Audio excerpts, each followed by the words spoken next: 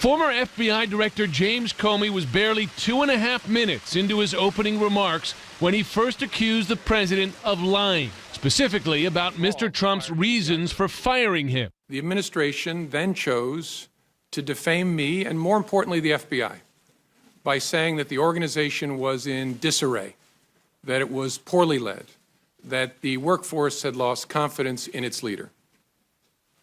Those were lies, plain and simple. And it would not be the last time he called Mr. Trump a liar. In fact, he said the reason he took notes immediately after his 9 meetings and phone conversations with the president, a step he never took after interactions with Presidents Bush or Obama, is because he feared the president might lie about them. I knew that there might come a day when I would need a record of what had happened, not just to defend myself, but to defend the FBI and our integrity as an institution and the independence of our investigative function.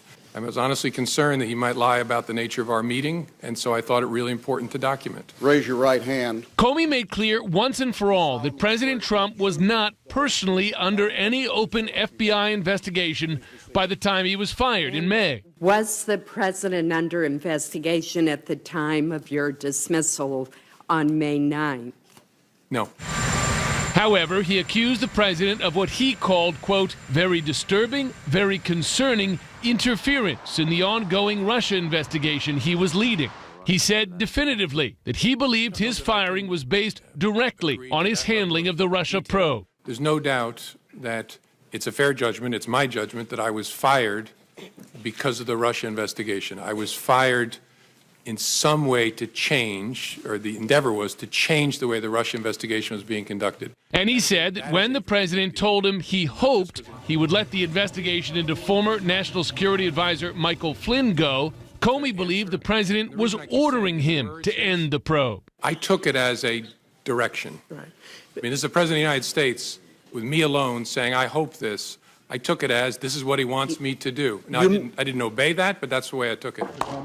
How was he so certain? He explained to senators that's in part because the president made sure he was the only person in the room. A really significant fact to me is, so why did he kick everybody out of the Oval Office? Why would you kick the Attorney General, the President, the Chief of Staff out to talk to me if it was about something else? And so that to me, as an investigator, is a very significant fact. Senators of both parties pressed Comey on why he never told the president that his comments and requests were inappropriate. You're big, you're strong. I know the Oval Office, and I know what happens to people when they walk in. There is a certain amount of intimidation. But why didn't you stop and say, Mr. President, this is wrong. I cannot discuss this with you? It's a great question. Maybe if I were stronger, I would have. I was so stunned by the conversation that I just took it in. Once fired, the former FBI director made a remarkable effort to shape the investigation, asking a friend to leak the contents of the memos documenting his meetings with the president to spark the appointment of a special counsel. I asked a friend of mine to share the content of the memo with a reporter. Didn't do it myself for a variety of reasons, but I asked him to because I thought that might prompt the appointment of a special counsel. An end result that Comey got with the appointment of Robert Mueller.